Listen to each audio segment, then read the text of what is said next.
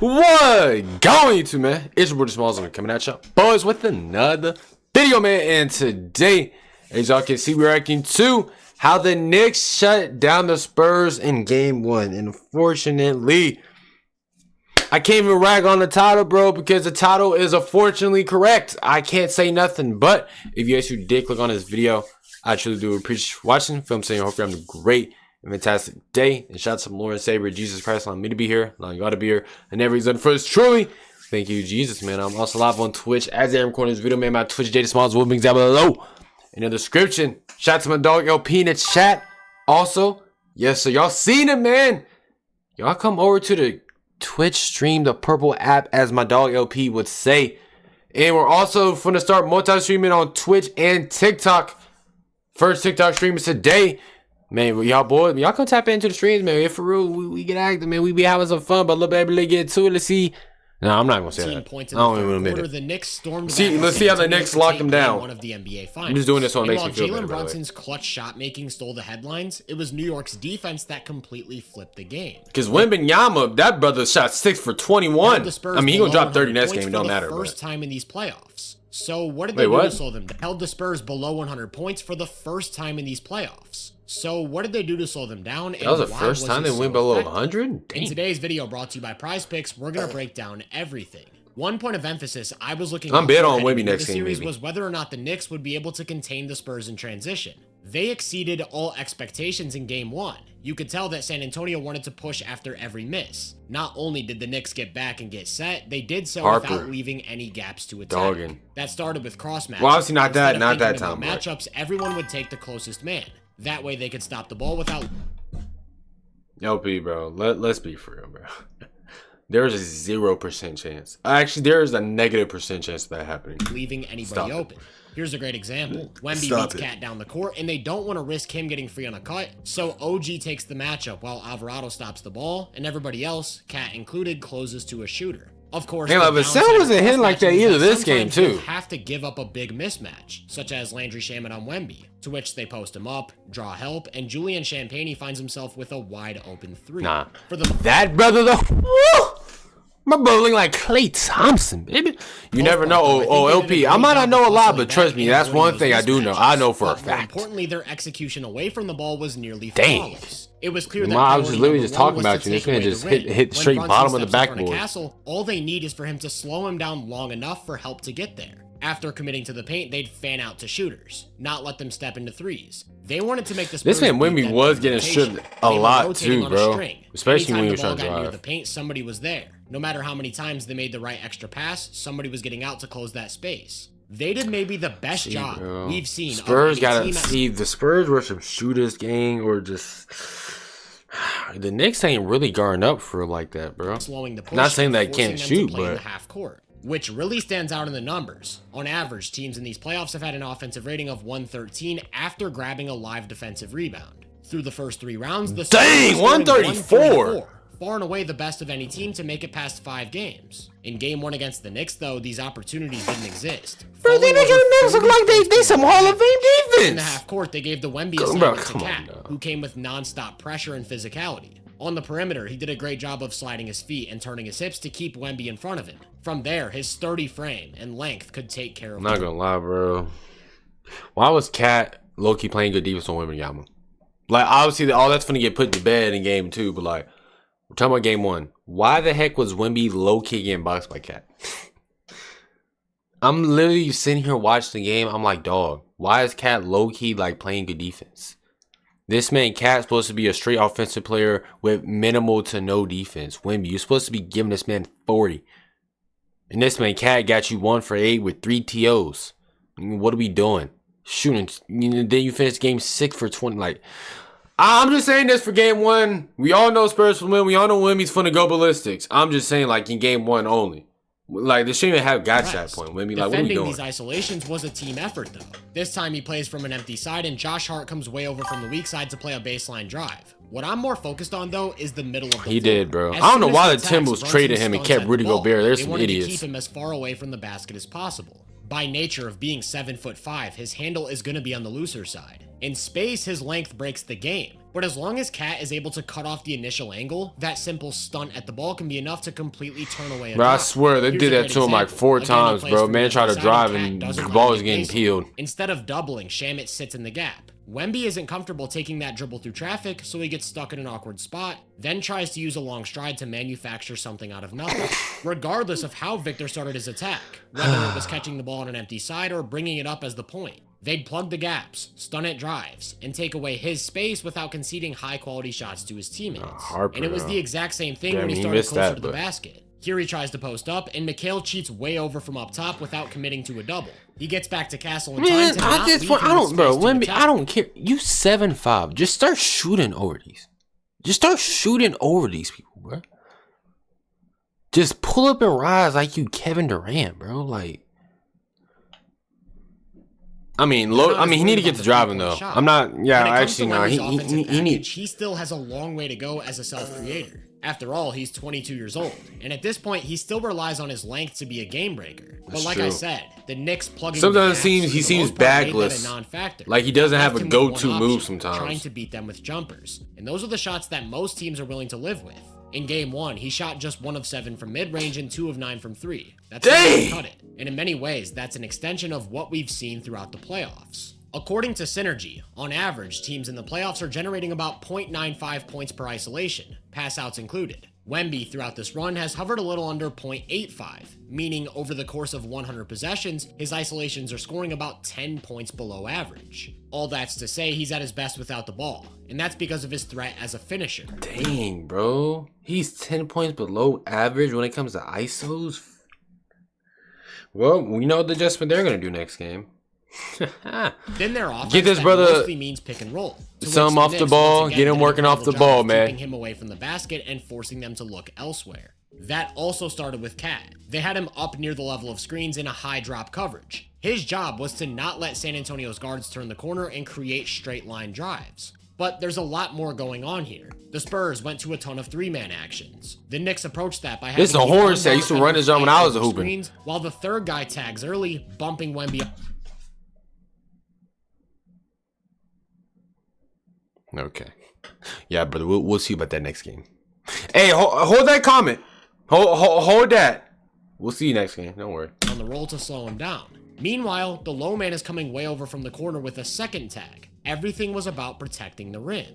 The goal with these 3-man actions was to get Wemby rolling behind Cat to compromise the weak side. But the Knicks were nearly flawless with their timing, tagging and recovering to not get forced into rotation. With no advantage created, Wemby has to go one-on-one, and Cat once again wins that battle. He's getting boxed by Cat, bro. Like, you're supposed to be giving him, bro. You're supposed to be dog Cat picks up the ball, and Shamet tags early to slow the roll. As Wemby gets closer to the basket, McBride comes with a second tag, then fouls him to prevent a lob. Like I said, they were... I mean, I ain't gonna lie. Sometimes he was, but I mean, I feel like the games where he was less physical, that's the games they lost because he didn't score as much. The corners were vulnerable at times. He doesn't. But that's the poison they picked. That's true. It came with both positives and negatives. Sometimes he tries to play too much like a guard. I don't think he's fully there yet in moments like this to like kind of play. You know what I'm saying? Like guard. He got to get going from like driving and getting physical down low.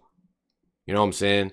Not saying he can't shoot threes or nothing at all, but I'm saying like when he relied too much on the perimeter shots, bro, that's when he be like, that's when he low key don't be hooping on offense like that. He don't.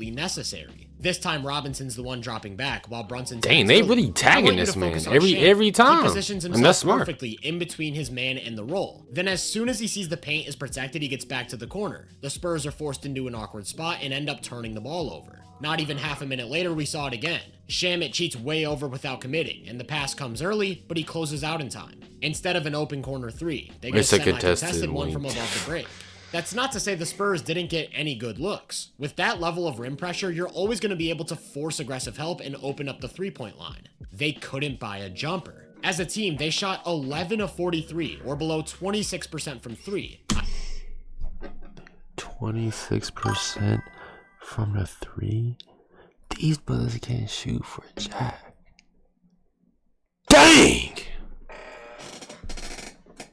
These brothers can't shoot to save their life. Gosh. he needed to get bigger for that. He looked like when he did what he did to Cat that one play, bro, at the end of the game. I think he got it in him, bro. I'd be surprised if that isn't their worst outside shooting. He could do it against Cat. I just feel like he don't like. This is what the Knicks that's not his tendency was to built do around it, bro. not letting Wemby get open in the paint. tendencies aren't built like his own that. shot, he'd have to pop. Like I said, he shot just 2 of 9 from 3. The Spurs tried going to a few different alignments in hopes of getting him free down low. This time they empty a side of the court and have Wemby roll towards the baseline. With nobody to tag from the corner, Cat's forced to play 1-on-2, and that's how they open up the lob. The Knicks were prepared to cover these setups. Anytime the Spurs went to an empty corner pick and roll, they'd push the ball towards the sideline. That meant Wemby instead had to roll down the middle of the paint, where there there's no room to meet him with help from the weak side. Nothing at the rim and nothing easy on the perimeter. In the third, the Spurs adjusted by emptying the wings and running pick and roll with a flat baseline. Notice how intentional the player position. You need a Tim Duncan build? Made sure the two smallest I mean, potentially he will be even more OC with that Tim Duncan build. I ain't gonna lie. Able to finish through traffic if needed, but Hart's stunt at the ball makes Fox gather early, forcing a tougher look. About a minute later, they went to a traditional spread pick and roll. Like clockwork, though, the low man cheats over, recovers. What are the Knicks low-key like? They low-key have some. Obviously, this is only game 1. Just wait till the Spurs come back and do their own stuff. But like, the Knicks have some great game planners, bro. That I'm not gonna sit up here and act like they don't. This is some great game planners, gang.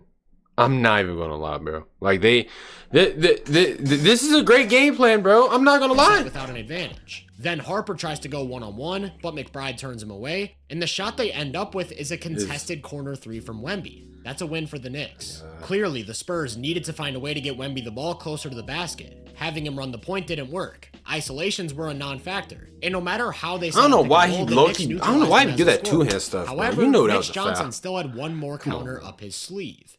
But before we talk about that, Greg Popovich gonna have to step in, bro, and forget Miss Johnson. If you know you can play responsibly, and he's gonna have to do it. Greg Popovich gonna have to step in, bro. I don't know if Miss Johnson got it. Having him run around screens like a 7'5" off-ball wing. The Knicks kept going with what worked. Anytime Cat got screened, they'd have the low man tag early. Then he'd recover to the corner to not give up a 3. Barnes tries to attack the closeout, but gets turned away at the rim. And Wemby once again has to beat his matchup 1-on-1. Which he's not doing. See, bro. All right, I didn't realize, bro. Either Wemby gonna have to impose his will on Cat some way. I'm not saying it has to even be through ISO win, bro. He has to impose his will on Cat one way or another, or the Spurs are gonna have to find a way to hit shots or create something off the dribble, off the closeout, bro. Because if Wemby ain't posing his will and they not hitting or shooting like, because we all know the Spurs shooting unless it's Champagne or Vassell, you low-key kind of want that, bro.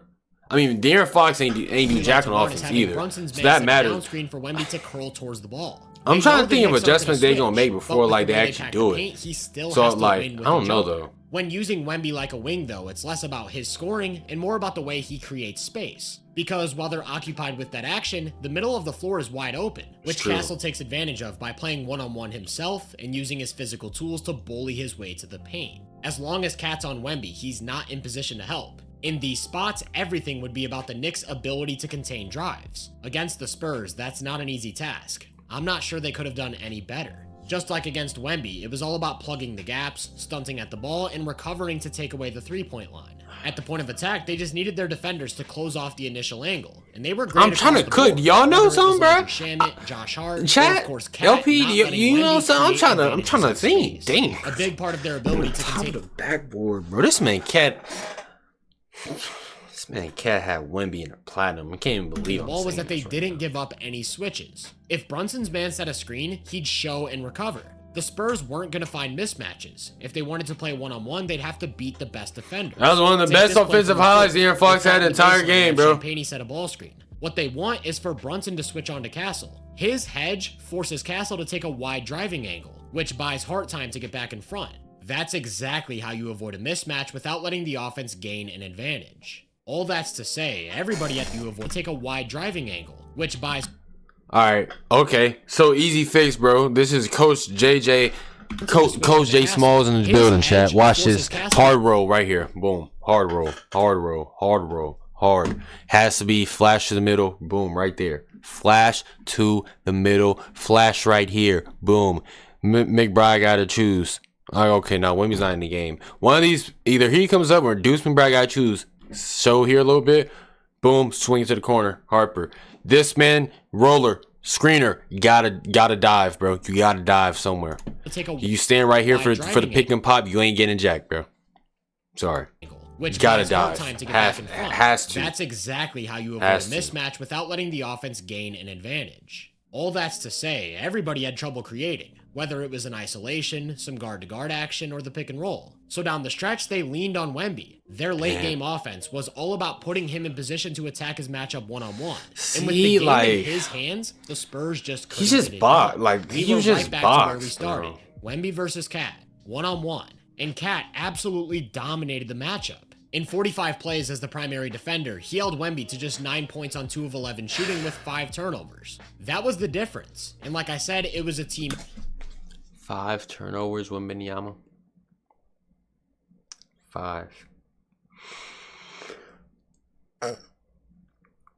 We're just handing the ball out. Openly. Okay. Effort. From start to finish, this was a monster defensive performance. Their execution was nearly flawless. They took away everything the Spurs wanted to do. As a result, they held them to an offensive rating of just 96. What is their average? Which is almost 20 points worse than their playoff average, and by far their worst game of this run. That started with taking Wemby out of the game. So it's destined the Spurs gotta win by 30 next game, bro. There's no way they don't. That's what I'm gaining from this entire video.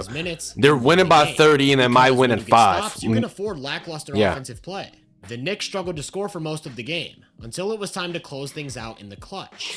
Their defense until Jalen Brunson time happened, brother. That's what happened. More than bro. delivered, walking that San Antonio defense down and scoring 13 just frying points. Between his clutch play, Josh Hart's contributions. Ooh, bro, I got my hair tickling my neck, bro. Defense, the Knicks continued their tour de force with a 12th straight win. From here on out, they have home court advantage, and they're 3 wins away from the first New York championship in. All right, they're not winning, buddy. We calm down, relax, buddy. It was game 1. They ain't winning, Jack, bro. Spurs finna go up 2-1. Merch that. Merch. They're winning game 2 and 3. No, game 4, I'm not sure. Merch. They're going up 2-1.